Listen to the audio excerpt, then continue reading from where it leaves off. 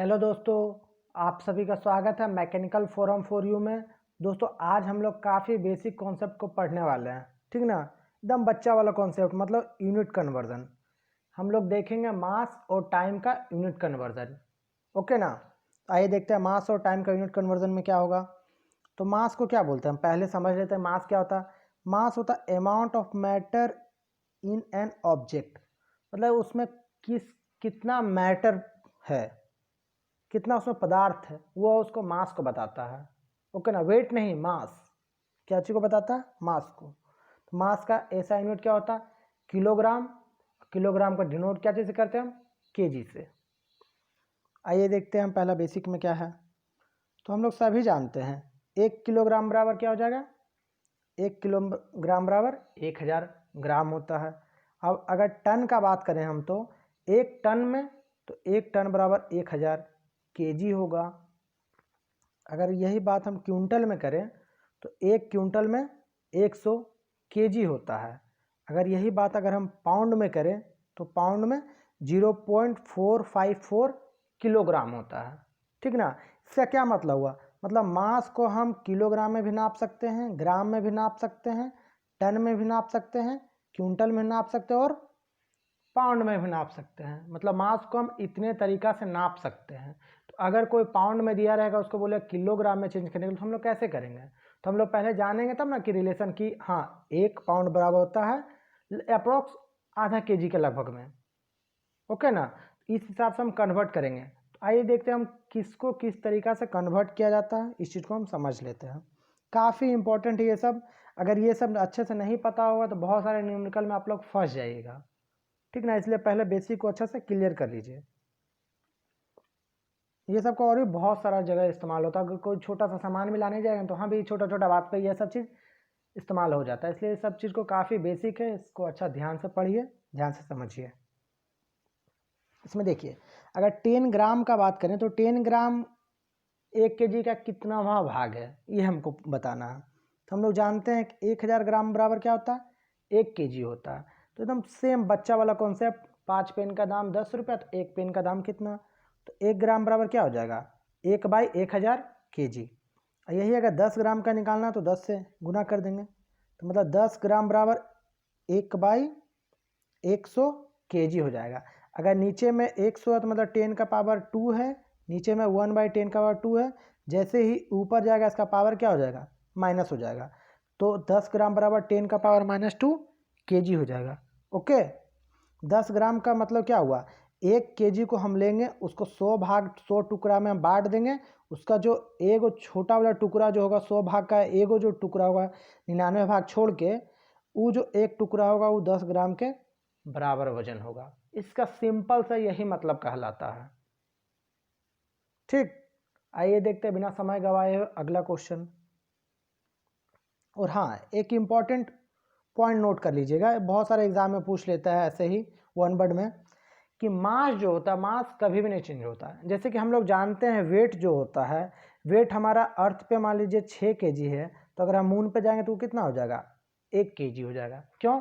क्योंकि 1/6 होता है वहाँ पर ग्रेविटी फोर्स ना होने के कारण। मून पे जो हमारा वेट है 6 केजी का, 1 केजी होता है, 1/6 हो जाता है। लेकिन मास, मास जो है क्या हम पढ़े, क्वांटिटी ऑफ मैटर से बना होता है। तो मास का वैल्यू कभी किसी जगह पर नहीं चेंज होता, इसमें यही लिखा हुआ है। अगर हम मून पे भी चल जाए, चाहे कहीं पर भी चल जाएं, हमारा मास अगर 5 केजी है तो वहाँ जाने के बाद हमारा 5 केजी ही रहेगा, ठीक ना। केवल वेट में चेंज होता है। और सॉरी, वेट का जो यूनिट होता है न्यूटन होता है। मान लीजिए 6 न्यूटन अगर यहाँ पर है धरती पे, तो अगर चांद पे जाके देखेगा तो वह 1 न्यूटन के बराबर हो जाएगा, ठीक ना। लेकिन मास कभी नहीं चेंज होगा। अगर यहाँ 5 केजी है तो चांद पे भी जाने के बाद 5 केजी ही रहेगा। बस ये काफ़ी इंपॉर्टेंट क्वेश्चन है, इसको नोट कर लीजिएगा आप अच्छे से। अगला देखिए, अगला क्वेश्चन क्या बोल रहा है? अगर 10 क्विंटल को हम पाउंड में चेंज करने बोल रहे हैं, लीजिए। अब तो हम जानते नहीं थे कि पाउंड क्या होता है, क्विंटल क्या होता है, लेकिन हम ऊपर ही देख चुके हैं रिलेशन। तो 10 क्विंटल, सबसे पहले समझिए 1 क्विंटल। 1 क्विंटल में कितना होता है? 1 क्विंटल में 100 केजी होता है, सिंपल, ओके ना। तो 1 केजी की अगर बात करें तो 1 KG by 100, 10 quintal, 1 sorry 1/100 100 quintal हो जाएगा, मतलब 1 केजी जो होता है 1 क्विंटल का 100वां भाग होगा। इसका यही कहने का मतलब हुआ 1 केजी जो होगा 1 क्विंटल, मान लीजिए कोई बड़ा सा लेंगे, उसको 100 टुकड़ा में बांट दिए हम, तो उसका जो 100वां एक भाग होगा 99 को भाग छोड़ के, वो हमारा 1 केजी के बराबर होगा। यही इसका कहने का मतलब हुआ। तो हम लोग जानते हैं कि 1 पाउंड बराबर क्या होता है, 1 पाउंड बराबर हमारा 0.456 केजी होता है, और हम लोग 1 केजी का देख लिए वैल्यू इतना होता है, ठीक ना।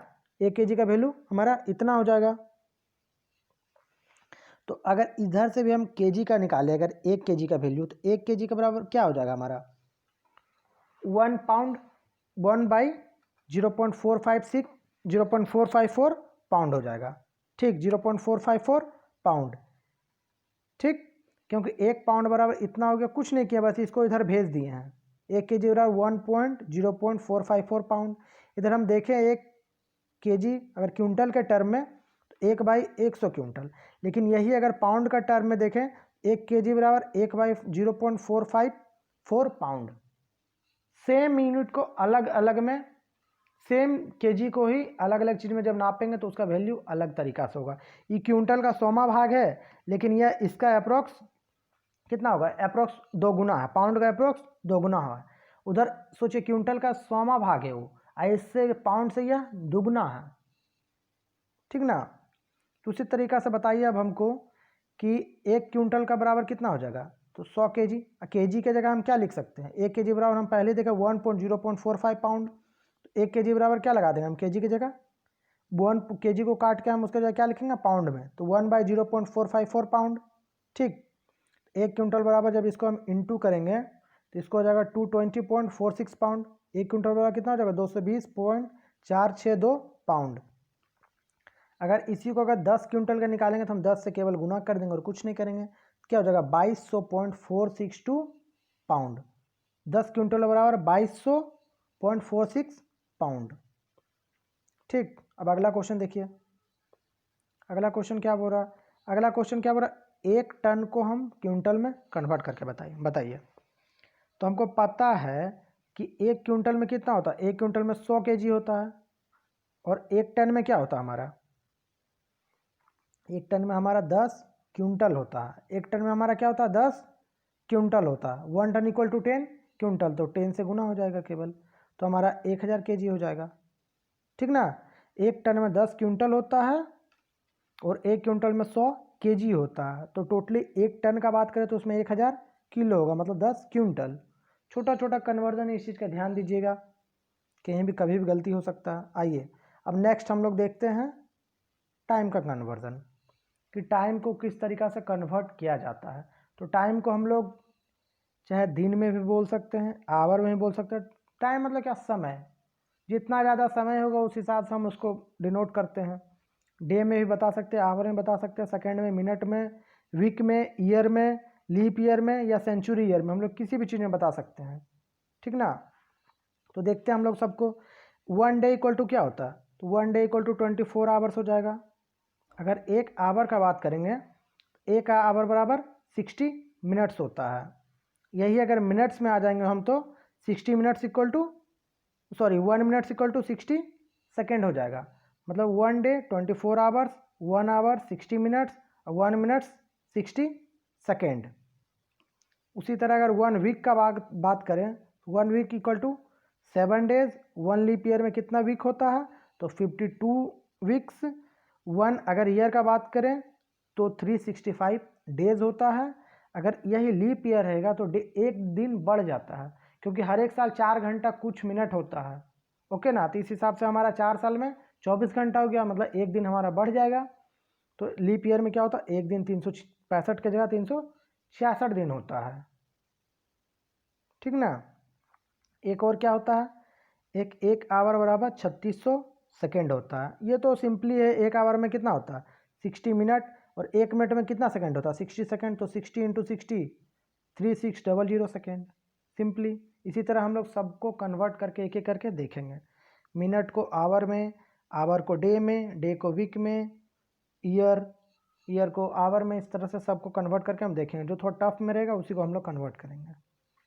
जैसे 1 डे, अगर एक दिन में मिनट का बात करेंगे, अगर बोलेगा कि आप एक दिन जब आप जी लिए ज़िंदगी, मतलब एक दिन, आज 18 तारीख हो, मान लीजिए कितना भी तारीख मान लीजिए, आज मान लीजिए 1 जनवरी है, तो पूरा 1 जनवरी में अगर 24 घंटा आप जिए हैं, तो टोटली अगर उसमें मिनट गिनने बोले तो कितना 24 घंटा में आप कितना मिनट जिए हैं। 24 घंटा में या घूमने कहीं गए हैं या ट्रेन पे हैं, तो मतलब एक दिन में सोचिए कितना ज़्यादा मिनट आप उस ट्रेन पे रहे हैं, इस चीज़ को समझिएगा। तो एक दिन में कितना मिनट होता है, तो हम लोग जानते हैं कि 1 आवर में 60 मिनट होता है और एक दिन में 24 घंटा होता है। तो एक दिन में 24 घंटा और 1 घंटा में 60 मिनट, तो गुना हो जाएगा तो 1444 मिनट। मतलब पूरा एक दिन अगर हम कंप्लीट जी रहे हैं या ट्रेन पे हम बैठे हुए हैं एक दिन, तो मतलब 1440 मिनट हम उस ट्रेन पे बैठे हुए हैं। इसका ये मतलब हुआ, क्योंकि एक दिन में 24 घंटा और 1 घंटा में 60 मिनट, अगर आपस में इंटू हो जाएगा तो 1440 मिनट हो जाएगा। ओके, आइए देखते हैं अगला कन्वर्जन क्या हो जाएगा। अगर इसी को सेकंड में बोले तो जब मिनट को हम हटाएंगे तो उसमें 60 सेकंड से गुना हो जाएगा, तो सेकंड में तो हम 86400 सेकंड हम जी लेते हैं, मतलब 86,400 सेकंड हम लोग एक दिन में जीते हैं। सोचिए कितना ज़्यादा समय होता है अगर सेकंड के हिसाब से देखा जाए तो।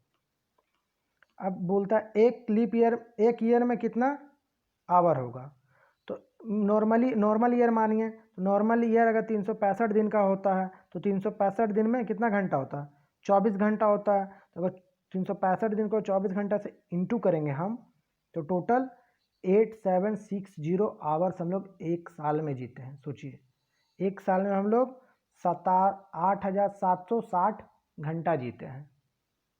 ओके ना, समझ गए इस बात को।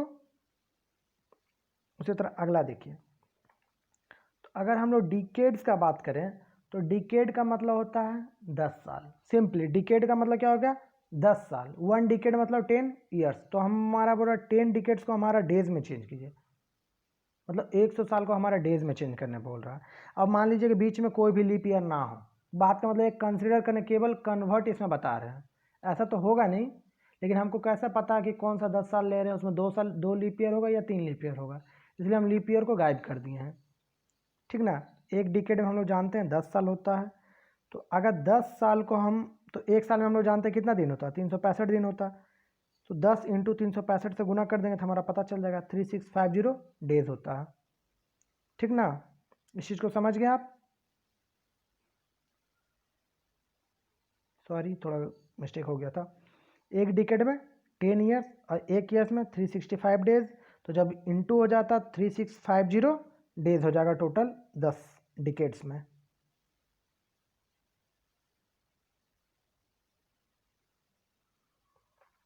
सॉरी यहाँ पर जो है ना, इसमें केवल एक डिकेड्स, यहाँ 10 डिकेड्स नहीं, यहाँ पर एक डिकेड्स कर लीजिएगा। ठीक ना, यहाँ 10 डिकेड्स नहीं होगा, यहाँ पर केवल एक डिकेड्स का निकाल के दिखाएं हम। अगर 10 डिकेड्स तो एक जीरो और हो जाएगा, लेकिन हमको 10 डिकेड्स नहीं, केवल एक डिकेड्स का निकालना। एक डिकेड्स में 10 साल और एक साल में 365 दिन, इस हिसाब से हमको निकालना है।